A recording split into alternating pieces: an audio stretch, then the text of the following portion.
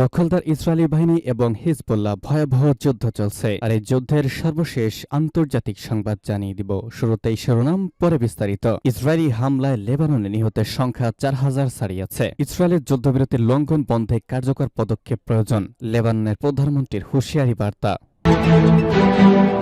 এরপরে জানাবো, আলেপ্পোর পর হামা শহর দখলে নিল বিদ্রোহীরা। এরপরে থাকবে, ইরাককে সিরিয়া যুদ্ধ থেকে দূরে রাখুন, প্রধানমন্ত্রীর উদ্দেশ্যে বিদ্রোহী নেতা জুলানির বার্তা। এরপরে জানিয়ে দিব, রাশিয়া ইউক্রেন সংঘাত, যুদ্ধবিরতির সংলাপ শুরুর পক্ষে ন্যাটো। এবং সর্বশেষ জানিয়ে দিব, কেন তাসের ঘরের মতো ভেঙে পড়েছে বাংলাদেশ ভারতের বন্ধুত্ব। থাকছে বিস্তারিত প্রতিবেদনে। ভিউয়ার্স, এতক্ষণে শুনছিলেন গুরুত্বপূর্ণ সংবাদ শিরোনাম, এবারে বিস্তারিত। তবে অনুরোধ থাকবে, এই চ্যানেলটিকে সাবস্ক্রাইব করুন এবং ভিডিওতে একটি লাইক দিন। এছাড়া আপনি কোথা থেকে এই সংবাদ দেখছেন এবং শুনছেন অবশ্যই কমেন্টের মাধ্যমে লিখে জানাবেন। এছাড়া লিখে জানাবেন এই ভিডিও সম্পর্কে আপনার মূল্যবান মতামত।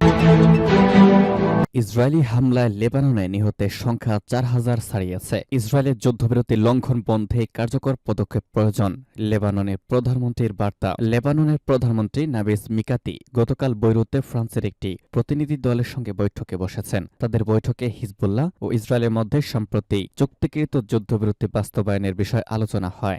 লেবাননের জাতীয় সংবাদ সংস্থা এনএএ এই তথ্য জানিয়েছে। প্রতিনিধি দলে ছিলেন লেবাননে নিযুক্ত ফরাসি রাষ্ট্রদূত হার্ভে ম্যাগ্রো এবং ফ্রান্সের কমিটি প্রতিনিধি জেনারেল গৈলম পঞ্চিন। উল্লেখ্য, যুদ্ধবিরতি পর্যবেক্ষণ ও বাস্তবায়ন কার্যক্রমে 5 সদস্য বিশিষ্ট একটি কমিটিতে ফ্রান্স ও যুক্তরাষ্ট্র রয়েছে। এদিকে গত বছর অক্টোবর থেকে পর্যন্ত লেবানন জুড়ে ইসরায়েলি হামলায় নিহতের সংখ্যা 4000 ছাড়িয়ে গেছে। বৈরুত এক সংবাদ সম্মেলনে লেবাননের স্বাস্থ্যমন্ত্রী ফিরাদ আবিয়াদ বলেন, ইসরায়েলি হামলায় এই পর্যন্ত 4047 জন নেপালিস নিহত এবং 16593 জন আহত হয়েছেন। তিনি বলেন, নিহতদের মধ্যে 316 জন শিশু ও 790 জন নারী রয়েছেন। এছাড়া আহত হয়েছেন আরও 1456 জন শিশু এবং 3357 জন নারী। আবিয়াদ জানান, এ পর্যন্ত 67 হাসপাতালকে লক্ষ্যবস্তু করেছে ইসরায়েল, যার মধ্যে 40টি হাসপাতালে সরাসরি আঘাত করা হয়েছে। পাশাপাশি আরও 7টি হাসপাতাল বন্ধ করে দিতে বাধ্য করা হয়েছে। 2006 সালে লেবানন ও ইসরায়েলের মধ্যে যুদ্ধের পর এটিকেই সবচেয়ে রক্তক্ষয়ী যুদ্ধ হিসেবে বিবেচনা করা হচ্ছে।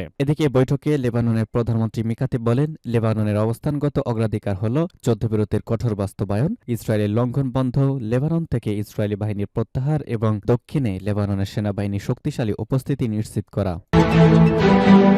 আলেপ্পোর পর হামা শহর দখলে নিল বিদ্রোহীরা। সিরিয়ার বিদ্রোহীরা আলেপ্পোর পর দেশটিতে মধ্যাঞ্চলের শহর হামাও দখলে নিয়েছে। হামা শহর থেকে সরকারি বাহিনীর সদস্যদের প্রত্যাহার করে নেওয়া হয়েছে। অল্প সময়ের ব্যবধানে 2 গুরুত্বপূর্ণ শহর হারিয়ে বড় ধরনের চাপে পড়েছে দেশটির প্রেসিডেন্ট বাশার আল আসাদ। উত্তরাঞ্চলে আলেপ্পো দখলের পর বিদ্রোহীরা মধ্যাঞ্চলের হামা শহরের দিকে যাত্রা শুরু করেন। যুক্তরাজ্য ভিত্তিক সিরিয়ার গৃহযুদ্ধ পর্যবেক্ষণকারী সংস্থা Syrian observatory for human rights জানায়, বুধবার রাতে হামা শহরে আসার পথে আসাদ বাহিনীর সঙ্গে বিদ্রোহীদের বিভিন্ন সড়কে যুদ্ধ হয়। বিদ্রোহীরা কয়েকদিন থেকে হামা শহরে চালান হামলা। খবর রয়টার্সের। বিদ্রোহীরা জানায়, তারা হামাসের কেন্দ্রীয় কারাগার নিজেদের আয়ত্তে নিয়েছেন এবং বন্দীদের ছেড়ে দিয়েছেন। গতকাল বিকালে সিরিয়ার সেনাবাহিনী হামার নিয়ন্ত্রণ হারানোর কথা স্বীকার করেছে। হামা আলেপ্পো ও রাজধানী দামেস্কের মধ্যে অবস্থিত কৌশলগতভাবে একটি গুরুত্বপূর্ণ শহর। বিদ্রোহী গোষ্ঠী হায়াত তাহরির আল শামের নেতা মোহাম্মদ আবু আল জোলানি একটি ভিডিও বার্তায় বলেন, 40 বছর ধরে সিরিয়ার যে ক্ষত তা দূর করতে তার যোদ্ধারা হামায় ঢুকেছেন। এর আগে বিদ্রোহী গোষ্ঠী হায়াত তাহরির আল শাম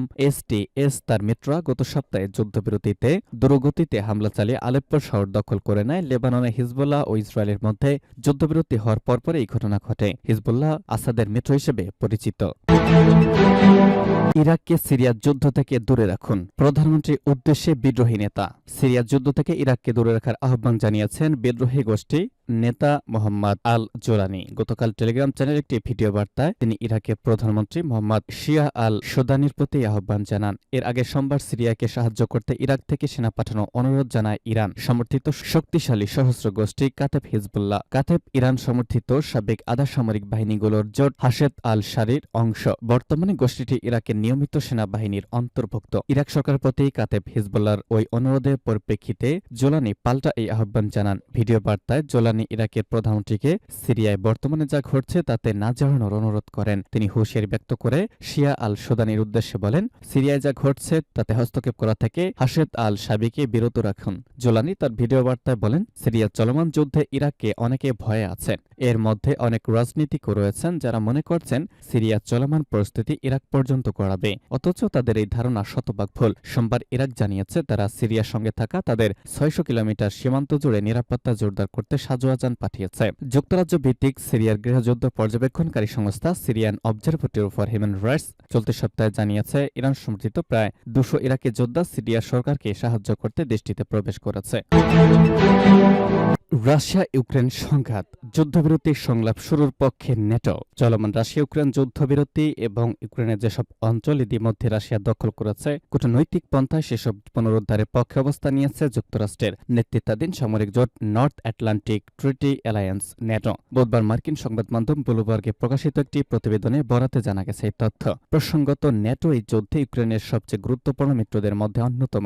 ২০২২ সালে ফেব্রুয়ারির শেষ দিকে যুদ্ধ শুরুর পর থেকে পর্যন্ত ইউক্রেনকে শত শত কোটি ডলারের সামরিক সহায়তা দিয়ে যাচ্ছে এই জোট। তবে গত নভেম্বরের নির্বাচনে যুক্তরাষ্ট্রের প্রেসিডেন্ট নির্বাচনে ডোনাল্ড ট্রাম্প বিজয় হওয়ার পর সার্বিক পরিস্থিতিতে পরিবর্তন এসেছে। ইউক্রেন ইস্যুতে কি নীতি অবলম্বন করবেন সে সম্পর্কে এখনো স্পষ্টভাবে কিছু বলেননি ট্রাম্প। তবে নির্বাচনে আগে বেশ কয়েকবার বলেছেন যে এই যুদ্ধে ওয়াশিংটন যেভাবে আর্থিক ও সামরিক সহায়তা দিচ্ছে তিনি তার বিরোধী। চলতি সপ্তাহে বেলজিয়ামের রাজধানী ব্রাসেলসে নেটোর সদস্য রাষ্ট্রগুলোর পররাষ্ট্রমন্ত্রীদের বৈঠক হয়েছে। সূত্রের বরাতে জানা গেছে সে বৈঠকের আলোচ্য সূচিতে ইউক্রেনকে সামরিক সহায়তা প্রদান এবং যুদ্ধবিরতি ও মস্কো কিয়েভের মধ্যে কূটনৈতিক তৎপরতা দুই ইস্যুকে সমান গুরুত্ব দেওয়া হয়েছে। বৈঠকে উপস্থিত এক পররাষ্ট্রমন্ত্রী এই বিষয়টি স্বীকার করে নিয়ে ব্লুমবার্গে বলেন, আমরা এই মর্মে একমত হয়েছি যে ইউক্রেনের সার্বিক অবস্থা এখন ভঙ্গুর এবং শীঘ্রই মস্কোর সঙ্গে কিয়েভের সংলাপ শুরু করা উচিত। ব্রাসেলসে বৈঠকে উপস্থিত ছিলেন যুক্তরাষ্ট্রের পলিসি বিষয়ক থিঙ্ক ট্যাঙ্ক সংস্থা রেডের জ্যেষ্ঠ বিশ্লেষক স্যামুয়েল শারাপও। উল্লেখ্য, ২০২২ সালের ২৪ ফেব্রুয়ারি যুদ্ধ শুরু ১৫ দিন পর বেলারুশের প্রথম যুদ্ধবিরতি সংলাপ শুরু হয় মস্কো কিয়েভের প্রতিনিধিদের মধ্যে। ব্লুমবার্গে তিনি বলেন, এমনকি যুক্তরাষ্ট্র এবং নেটো যদি ইউক্রেনকে সামরিক সহায়তা প্রদান অব্যাহত রাখে তবুও ইউক্রেনের উচিত হবে যত শীঘ্রই সম্ভব যুদ্ধবিরতি সংলাপে অংশ নেওয়া। কারণ যুদ্ধের শুরু থেকে পর্যন্ত যে পরিমাণ জনবল হারিয়েছে ইউক্রেনের বাহিনী তাতে আরও ৬ মাস তাদের পক্ষে যুদ্ধ চালিয়ে যায় এক কথায় অসম্ভব। এরপরে ২০২৩ সালে ফের দুপক্ষের মধ্যে সংলাপ শুরুর উদ্যোগ নেয় তুরস্ক এবং সেটিরও একই পরিণত হয়, অর্থাৎ ব্যর্থ হয়। এরপর জেলেনস্কি একটি প্রেসিডেন্সিয়াল ডিক্রি জারি করে। সেই ডিক্রিতে উল্লেখ ছিল যে যতদিন পুতিন রাশিয়ার ক্ষমতায় থাকবেন ততদিন মস্কোর সঙ্গে কোনো শান্তি সংলাপ বা সমঝোতায় যাবে না কিয়েভ। তবে সম্প্রতি ইস্যুতে অবস্থান পরিবর্তনে আবার দিয়েছেন জেলেনস্কি। যুক্তরাজ্যে স্কাই টিভিকে দেওয়া এক সাক্ষাৎকারে তিনি বলেছেন, যদি ইউক্রেনকে ন্যাটোর সদস্যপদ দেওয়া হয় সেক্ষেত্রে তিনি যুদ্ধবিরতি এবং কূটনৈতিক পন্থা অনুসরণের পক্ষে রয়েছেন। তবে তিনি বলেছেন, ইউক্রেনের যেসব এলাকা রাশিয়া দখল করেছে সেগুলোকে রুশ ভূখণ্ড হিসেবে স্বীকৃতি দেওয়া কিয়েভের পক্ষে অসম্ভব।